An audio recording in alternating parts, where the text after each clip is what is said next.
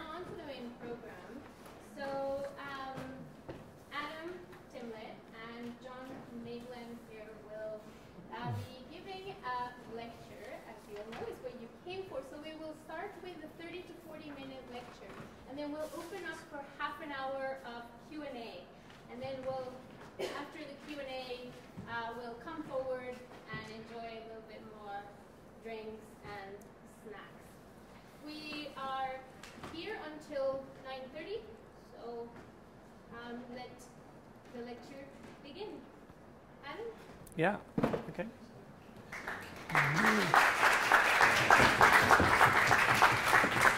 Thanks. Well, thanks for coming, first of all. This lecture will be about complexity and agility. And essentially, we'll kind of say more about both of those things at the same time. We'll try and talk about both of them at the same time rather than one then the other. All through the talk, the slides will feature a lot of the artwork of James Robert White, who is sitting there at the back. And James is someone, a good friend of mine I've known for a long time now. And we've worked together ever since I saw his artwork. I kind of wanted to work with him. We have a website, which is, you'll see repeated at the bottom. So I blog on this website. James has his artwork there, and we post events and projects that we're working on and stuff like that. So so I hope that you find that a nice kind of feature of the talk as well. So okay, so without further ado, let's keep going. So fractal agility and its relation to complexity science. That might not be the title you were expecting, but I think it's a good enough title to start with.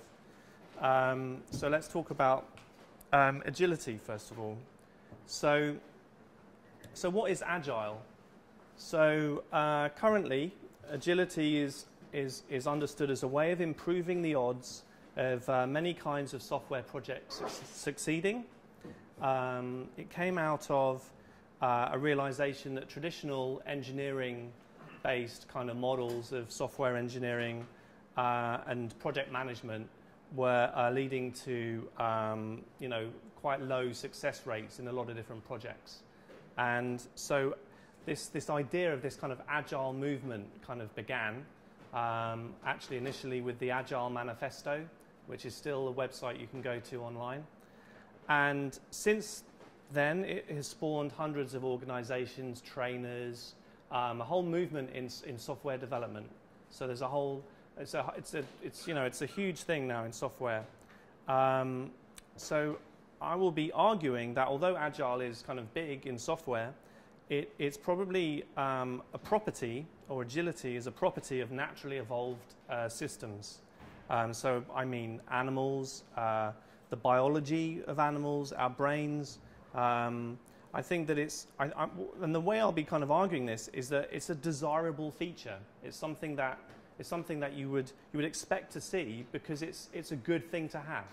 That's going to be what I'll be saying. So this kind of way of talking about things, of taking something from one area and looking at other areas of science, is very much a complexity science approach. But I'll be saying more about that a bit later. So let's say a bit more about agility. So agility is about the economics of adaptation.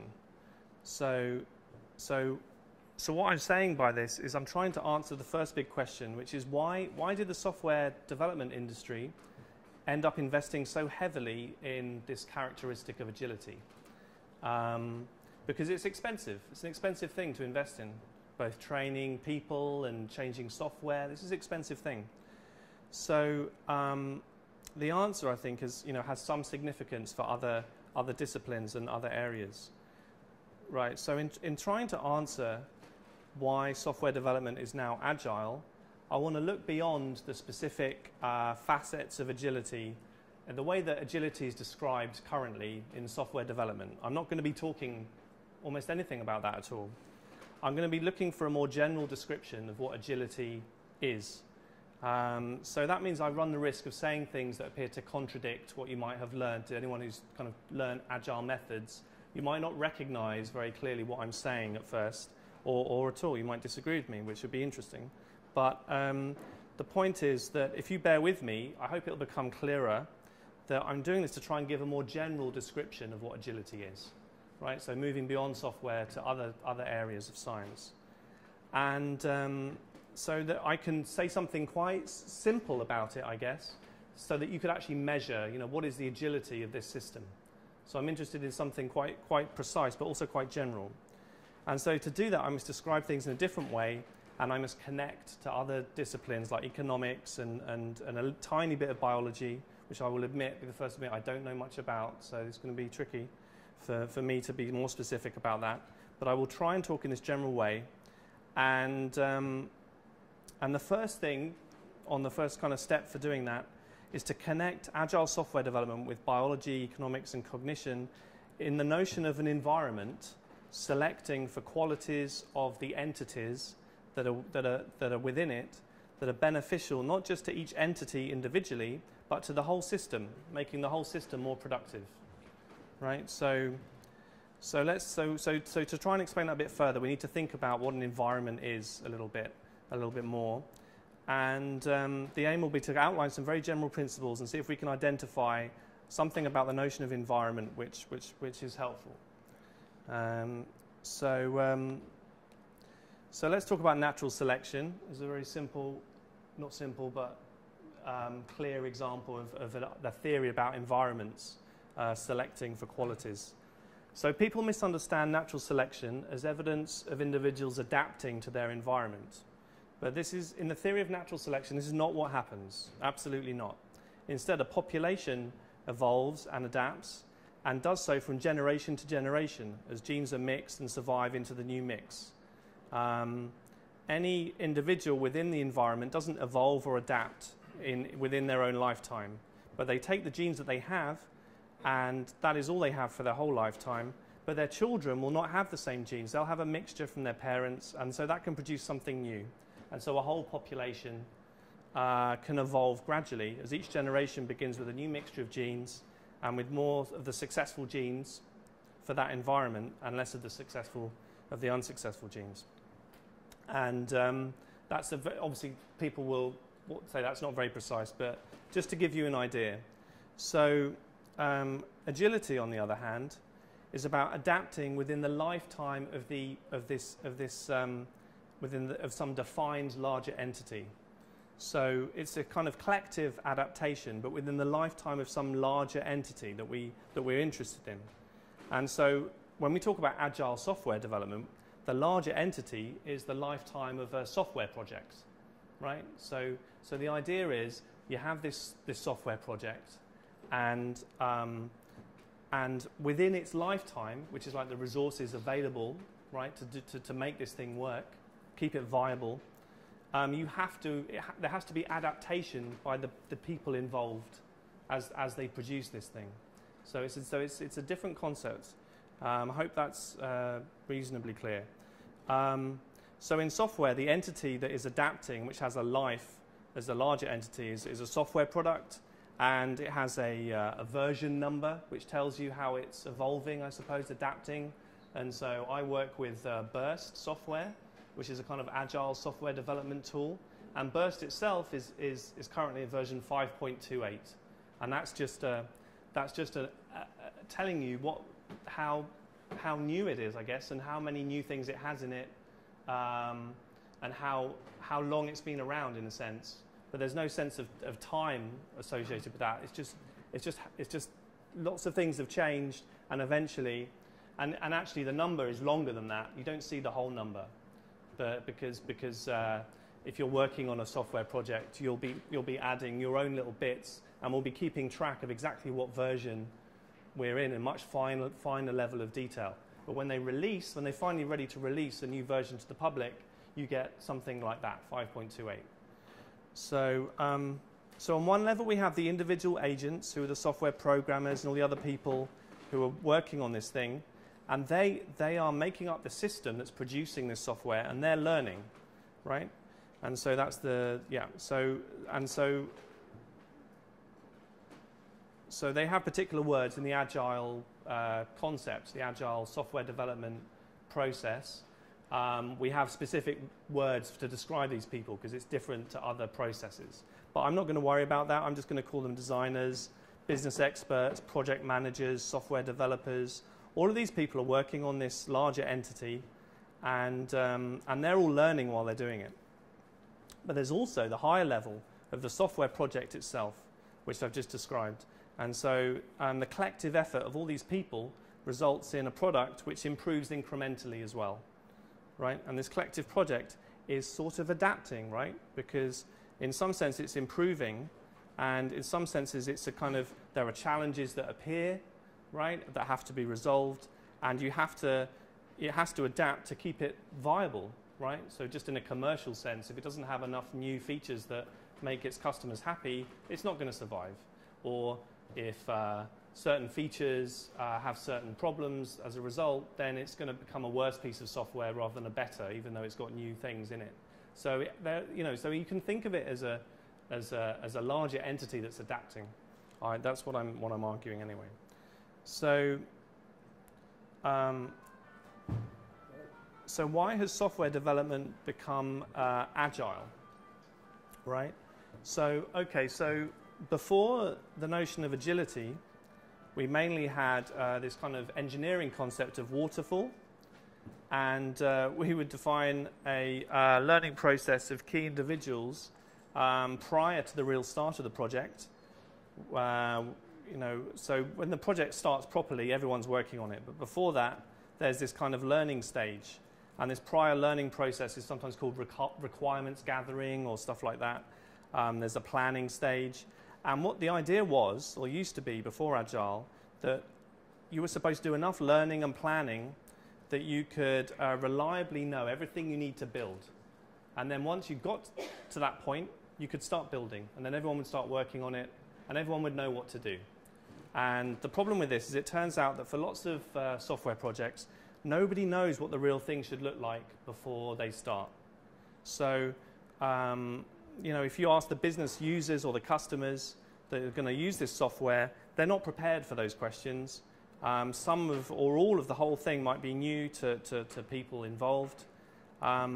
So this model didn't really work very well. And if you think about this model, it implies that we're in some kind of educational context where you're expected to already know what you're teaching to people, right? So in software development, we build new things. No one has built it before. So it's not like learning to drive, or learning how to do arithmetic, or so there's no one who can teach you everything you need to know before you start. It's not possible because that person doesn't exist. So the problem is that this prior learning stage tends to fail to adequately prepare you for the task. So the industry slowly moved towards this idea of creating an agile environment, an environment where before the entities that interacted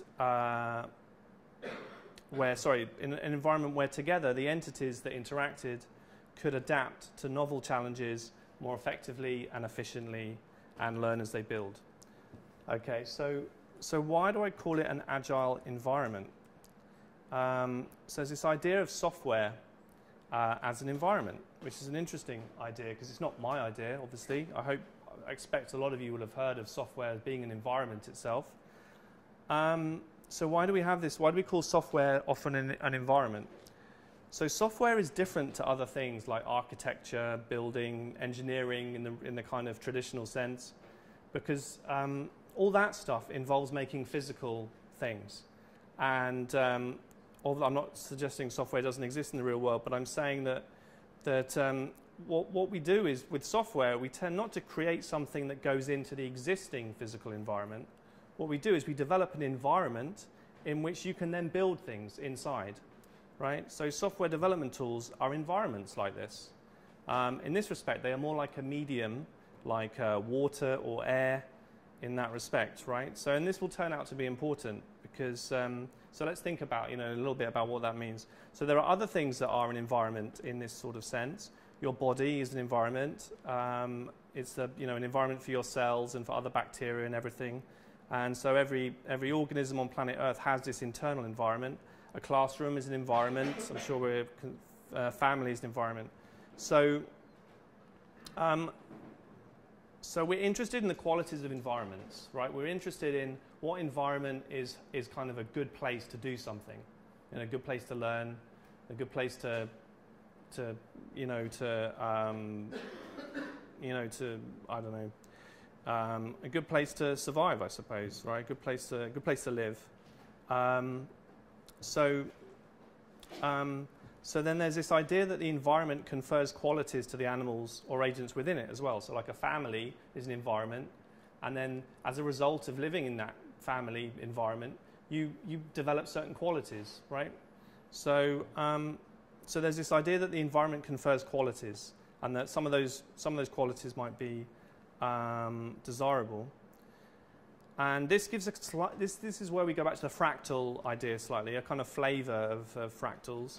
Because one definition of fractality is that objects within the system are similar to each other, even at different scales. And so an environment which confers qualities to the agents within it has the effect of making all the agents within that environment, rather similar to each other. And so in evolution, we call that convergent evolution. So a great example is the ocean. You have killer whales, which look a little bit like sharks. They're not related at all. Right, the reason they look a little bit similar to each other is because they have the same environment. They live in the same environment, and that environment selects for similar things, and you don't have to be related to look a bit similar to each other. Then we think about internal environments in biology, such as homeostasis, which is the environment, keep regulating your body, regulating its environment, which is what is related to the guy measuring things up there, because we're all sweating potentially. I'm maybe a little bit. And immune systems, is a classic example of policing an environment, right? And this has a direct counterpart in software. Obviously, we're policing an environment to keep bad agents out of that environment. So it's a very specific thing. It's very different to other aspects of the environment, but we're trying to make the place safe to do certain things. So trust is important. So you can trust entities within a certain environment, like your immune system is defending your and so on. So yeah, I'll skip that. So I'm going to argue that agile environments are a very interesting class of environment. So the agile class of environment is about creating an environment in which agents are both encouraged to and enabled to collaborate, innovate, adapt, and become more productive. And they're able to do this within the lifetime of the larger entity that they are creating, even when there's no trainer or educator to guide them, because parts of what is being done is new to everybody. So what's the distinctiveness of an agile environment? It's distinct from a classical educational instructional environment, and it's distinct from an evolutionary model of adaptation, because in the evolutionary model, adaptation occurs between generations, whereas in this environment, we're adapting within the lifetime of this larger entity. So how do agile environments make agents able to adapt within the lifetime of their larger entity this way? There's two almost contradictory or in-tension things that an agile environment tries to achieve simultaneously, although it's very difficult to favor both of them. And this tension is the main thing that makes agility really hard. So the first thing is to motivate the agents in the environment to put more energy and quality into what they're doing and to sustain that effect, right?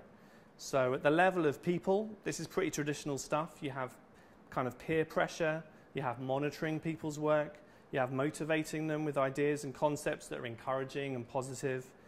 And in general, this is very similar to incentives in economics, rewards in learning models, or perhaps raising the temperature. This is where I get a bit hazy, but raising the temperature of a biological environment so that things can happen more quickly. I mean, there's low temperature stuff is probably not good, although obviously too high is not good. But we can also think of it as a competitive environment. We can think of it, people are trying to outdo each other. So this is really important, this energy, the motivation, the quality that people are putting into their work. So the second thing, which is not talked about so much, but is just as important, which is to make the agile environment more forgiving of mistakes, right? Especially when it affects other agents. So this means that even though there is this kind of this real environment in which we act,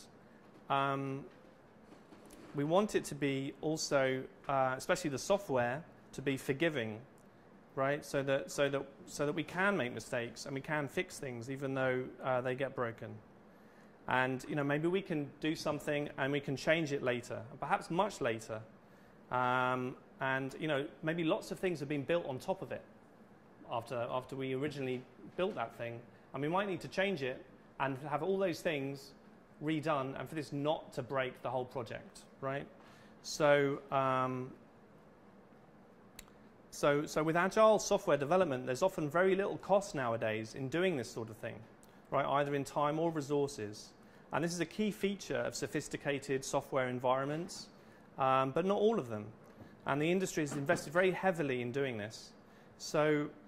So as I said, this thing about forgiving mistakes in a software development environment that's agile is very much in tension with the first thing, which is that people work hard, they're highly motivated. And why is this? Because, why is this in tension? Because any economist will tell you that if your mistakes are not punished, right, then you're not motivated to get it right first time. Right? Because why bother, right? They can give you rewards. They can say, if you do this, you'll get this. But if you don't balance it with some downside, right, you're not going to be as motivated as easily anyway. So this is a very interesting thing. This is a very tricky balance between making the environment more forgiving, but still getting your developers to work hard at what they're doing. So I'm going to talk a little bit more about this tension, because this is the bit that's the most interesting thing for me. And I think this is what's applicable to other disciplines. And so I want to show you, first of all, that these two things are not actually contradictory. And so the idea I'll use to describe the blend of the two of them is this. And this is not, it's not really maths. This is just, a fancy way of saying something quite simple, which is that so we have this idea of agility as what I'm calling high recycled choice quality. So a recycled choice is the following sequence. You do something, you make as good a go at it as you can, choice X, choice 1 if you like, and then later on you have to undo choice X and redo X as Y, right? And the quality part means that you want this first choice to be really good, right? As high as possible in quality. And I mean that kind of in all ways, in terms of time and the how, whether it will need fixing again or whether it needs changing. So, and then at the same time, we want to be able to undo it and then make another choice. And we want that to be nearly as good as the first choice in almost every dimension. I mean, obviously for time, it's going to be an issue, because a later choice that replaces the first one has to be not as good in terms of how quick you did it, right? But it should be better, obviously, than X in as many other dimensions as in many other ways as it's possible, right? And so what we're trying to do when we're doing this agile stuff is we're trying to work as an entity in an environment where us and the people around us are making these high quality choices, and then they're undoing that choice and then doing something else, and that's also a good choice. Right, so this is this is an interesting thing, I think. So let's talk about this in a more intuitive way. Writing, right? Writing is a great example. You've got traditional typewriters, which are very unforgiving of mistakes, right? And you make a mistake, you better have some Tipp-Ex, right? Or something to get rid of it. And you might get several pages in, and then you might realize that paragraph on the top of page 1 shouldn't be there. But now it looks a bit odd, because what you're going to do with those current pages. I mean, this is traditional physical environments, right? They can be very unforgiving. Whereas the software, I can correct this now if I want. I don't have to wait. It's not too late for me to just put an E there. because this is a digital environment. And what it means is I can undo things and redo things as much as I want. And there's very little cost to me now making all these changes. But what is the effect in terms of the motivation of the agent that's using this software? So when word processors came out and novelists started using them, there were all these articles in the paper from all these novelists saying, I can't use this word processor. Not because it was difficult to use, but because it was too easy to use. It was too easy to just write something, and then write something else, and then write something else, and then change that and delete that and start again. And suddenly all the discipline, all the discipline, the fact that it was an unforgiving environment, all that discipline had gone, right? There was, you knew that you could just change things later. And obviously now lots of people have embraced word processing. There's probably not very few people who use typewriters anymore. But, you know, there may be different kinds of writers. Maybe they're learning a different way. They had to find their discipline again, because the natural discipline of doing this definitely disappeared with doing that. So I'm trying to, you know, you should see there's definitely intuitively something going on here. There's the two things don't go together at all. And yet Agile is all about bringing them together. So I think I will. Oh yeah. No, as an aside, there's also I should say with James here that drawing is a classic example, right, of where you draw something, and nowadays you have these 3D environments. You can do all these crazy things, and but draftsmanship, you know, is also a discipline, and you can rub things out to a certain extent. Depends what medium you're using, but think about how that changes the way you do everything if you're drawing. Right? Think about what mental image you need to have in your head before you draw versus drawing something, looking at it, going, that's okay, but if I change this or change that, this is a totally different thing going on in your head now, you know. And I've seen many artists who still draw asked if they'd like to use a 3D visualization tool. There was an artist I saw at a talk last week, and she was actually drawing 2D drawings in just pencil of three-dimensional moving things. So she was almost doing diagrams, but they're drawings. And someone said, why don't you just go onto a 3D animator and just animate this thing? And she's politely demurred. She said, I actually don't want to do that because I'm trying to imagine what this thing looks like before I draw it, you know. And she was trying to understand biological systems, right? This is not a trivial thing. And people were explaining it to her. And she found that by deciding, you know, by imagining in her head what it looks like and then drawing it with a pencil, this is a better way to learn about this than simply doing some animation. So there's definitely a thing here. I want to really strongly argue that these two things do not go together, and that's what's interesting about it, because it would be nice if they did go together. So we have. So I've already talked about this. There's the risk of laziness. This is James working on some of his paintings. You have to put some work into it, but there's a risk that you might get lazy if it gets too easy as well. So it won't be as good, right? So what are the main things that can go wrong in terms of your recycled choice quality, right? So there's lots of things that can go wrong. As I've just talked about at length, there's your motivation. If things are too easy to fix, you're not motivated, your expertise drops.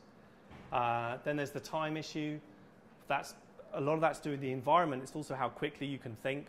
So the two always go together. In all of these, how quickly you can think about something and fix something and think about what to do is one part of it. And the other part of it is the environment itself. You know, how expensive is it to fix something is largely a product of the environment, but it's also a product of how good your choice was in the first place. You can have the most forgiving environment in the world, very cheap to fix everything, but if your quality of choices are bad, it doesn't help. So you always need both. And then the options, that's just another way of talking about dimensions in terms of how many, if you have a software program, there'll always be something you want to change that you can't change, because there are so many different dimensions. There'll be loads that are easy to adjust, and people go, oh, is that a difficult thing? But no, that's something. And then they come up to something, and they say, can you just fix that? And you're like, oh, God, no, because the software is not able to undo that particular thing. And this is always going to be the case. You'll never get 100% every dimension fixable. It's not possible logically to build things that are infinitely reconfigurable. Then you have information is really important. Do you have the information that you need to fix something? If that information doesn't arrive in time, so that's a whole other feature of agile environments, is you're getting a lot of information and feedback all the time about things that are not quite right. And you're getting that information quickly. If you don't get it quickly, it doesn't matter that you could have fixed it quickly. You didn't know that you had to fix it quickly. So there's all these aspects to this idea.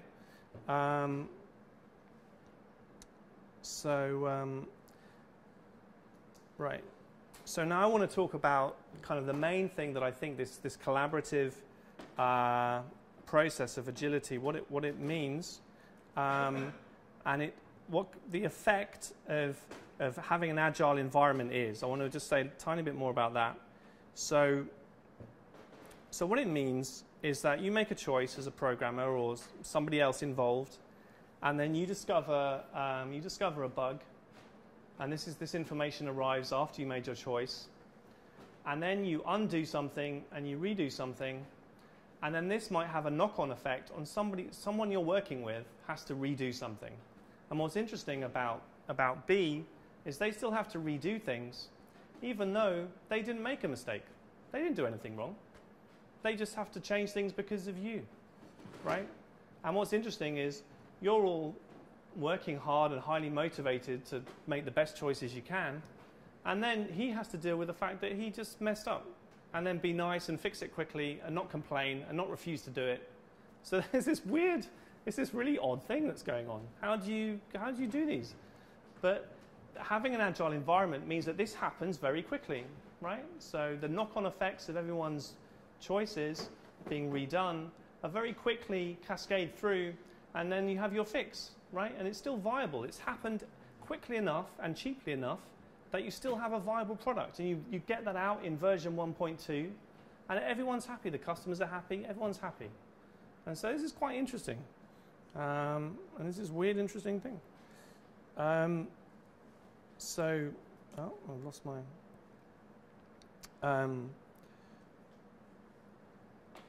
So the other thing I want to say about this, I didn't say agility is sorting out other people's mistakes, right? Because it's more than that.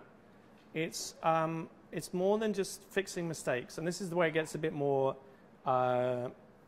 complexity-like, because this late, I didn't call this a mistake. I called this late arriving information, and so what I meant was that if you're doing something new collectively, right? As I said, no one knows how to do this properly. Why are we always going to call this a mistake by A? He might be doing the best quality choice he can possibly make, but we don't know. He wasn't given, you can play the blame game and go all the way through. But if you're doing something new, right? Nobody cannot make any mistakes. It doesn't really make sense to call them mistakes anymore, right? Because what we're talking about is something else. We're talking about an organization that isn't quite perfectly equipped to do what it's trying to do. So I'm sorry that I can't be more precise about this. This is a bit more, I'm probably waffling a bit here, but what I'm saying is that these mistakes, some of these mistakes happen at the limits of what you're able to learn, right? Individually, none of you can avoid these things happening, even if you're, kind of perfect, right? Because they're a feature of the organization not being quite right. They're a feature, and the reason the organization isn't quite right is because you're doing something new. So like if you try to get the information you need, this is not this person's job that you need the information from, because they work in the business and their job is to do this, and then you have to ask them some questions, and they're not fully equipped to give you the right information. So you can blame them if you like, but it's not really their job. And a lot of software in organizations is like that. But also what I'm going to be arguing for is that we only get information by people making decisions. We don't get all of our information without people doing that. And so some of this some of this information that we need is only generated by people making choices and trying things like prototyping, you know, and then you get more realistic information from other people because they can see what's going on, and so this information, some of this information only appears because new information is being created by imperfect choices. So that bit probably needs a bit more work, but yeah. So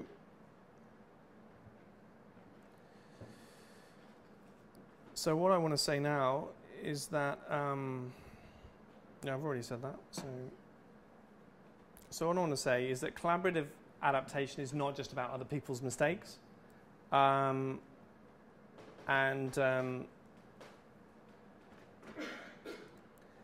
know, it's also about the system as a whole adapting quickly enough within the lifetime of that project. And agility is hard to do because the two levels at which, you know, we want things to work is we want the individual people to work really hard, but we also want the system, right, which is these knock-on effects being solved very quickly. We want that level to work really smoothly and quickly. And those two things are naturally in tension. And so I've tried to express why they're in tension, and it's to do with these. It's actually to do with the two levels at which things are happening. There's the individual choices of entities within the organization, and there's this level that you can't get rid of, right? Where you can't just make everything about everyone's individual choices. There will always be things that happen with the overlap, you know, so you have to have these knock-on effects of different choices being made. And there's nothing mystical about this. This is just actually game theory where other people's choices affect you. And so if you're all working and making decisions, you know, even if you're game theory, people talk about competition. I don't know if anyone knows about game theory in detail, but game theory, as I understand it, is about cooperation or competition. But it's also about the fact that you want to do the best thing you can, but you can only speak for yourself. And then when someone else makes a choice, you have to react to that. And so what I'm saying is that this level of agility is working at both levels, right? Where the interactions of people's choices is also, you can't remove it, you know. People have to recycle their choices in this environment. They can't just make their perfect choice and expect to walk away and the next day never have to redo anything. That just doesn't happen. Nevertheless, their intention. So with that, I will sum up by saying, you know, all this stuff on this side I consider to be interesting kind of agile environment stuff, and the Agile Manifesto is worth reading. I really think it's very good. Pragmatic Dave Thomas is somebody that I saw a talk called Agile is Dead, Long Live Agile, and it was a very good talk. This is the company I work for, PPL, so I stuck them on there. These are some of the agile tools that I use, and yeah, that's it. So yeah, that's the end of the talk. So many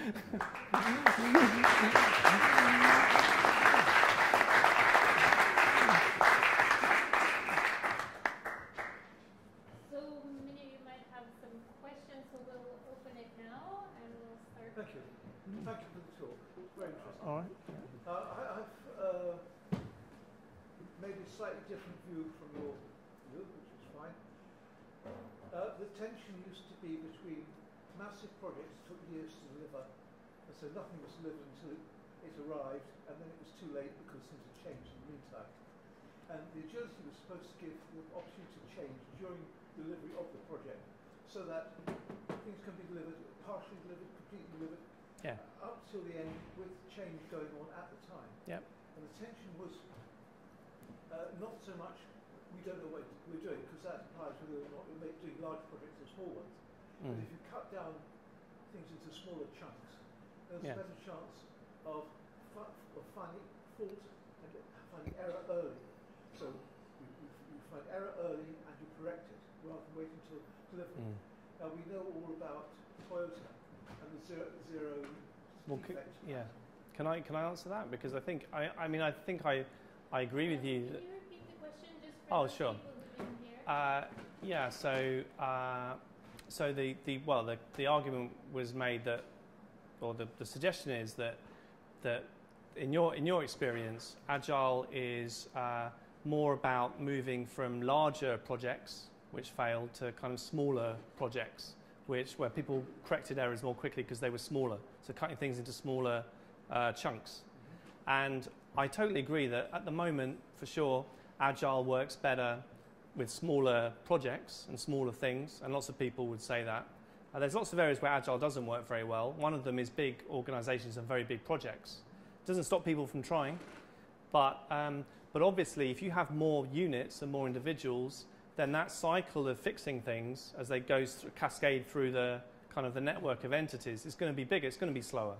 So it's very difficult also to have management make quicker decisions if it's a big project. So if you have very small management, they can quickly react to things. And that's the dimension of time is just as important. I just didn't highlight it.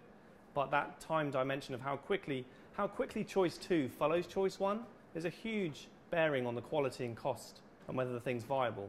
So if you make things smaller, that time dimension means that choice 2 happens very soon after choice 1, and so the whole project is viable because each sequence is happening more quickly. And that happens if you have smaller projects naturally. I'd like to go along with the terrorism. I've just been through some time travel back to the age of dinosaurs and requirements where the world. I've mostly been living in the Agile world, having gone back to 2,000 requirements that were written by the customer, many of which contradict themselves. After 2 years, basically nothing's been delivered, and nothing of any use anyway. And the whole idea that you have to deliver to what the customer said. So they've been doing changes to requirements, and I counted that about a quarter of these requirements actually had to be changed, probably more than that, and that the change process was taking typically 18 months to make a change. Yeah, Meanwhile, the software has been written and is inappropriate. So I think that the context of how things used to be done in the ancient times is actually a very useful point. And the slide that you've got about what can go wrong, I think that needs to be put against the old ways of doing things, so that you can see how much worse they were than that slide implies. Yeah, sure. No, I agree with you. Yeah, I think it was pretty bad. I've worked in a similar thing, not as, but the similar thing of gathering requirements, and I agree. I don't. Do you want me to repeat that one? No. Okay.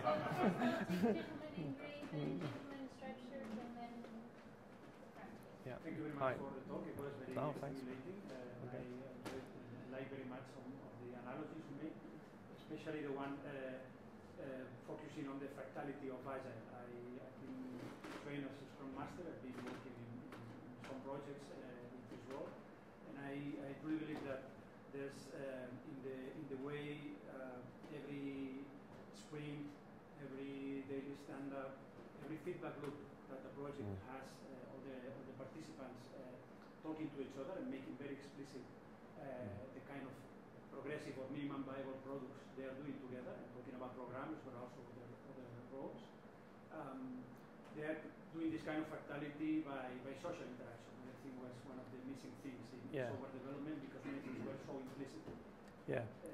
I mean, I didn't bring out, so you were saying, you're becoming familiar with a lot of the lingo which you're using, obviously, as the Agile kind of terminology. But I think, I didn't talk, when I talk about the fractality, I didn't get a chance to talk about that in more detail there. But if you think of choices, it's naturally a fractal concept, because it could be at any scale, right? Anyone could be making a choice. They could be the head of the company. It could be the choice of what to say in a sentence. It could be a choice of whether to be nice to somebody before you say something or not nice. And all of this stuff can affect the project, right? So, what's interesting about the software is it's complex, so every level can cause it to fail. because you could have the management being terrible, everything else being great, right? But just terrible management, it will fail. Or you could have people with just poor people skills and everything else great, it will fail, right? So it kind of, the fact that it's, everyone has to be kind of working in this agile way for it to work. And that's one of the reasons it's so difficult, you know, is that it has to be fractal. So it's a very, I mean, even having a meeting is a decision that can day after day, that can start really having an effect.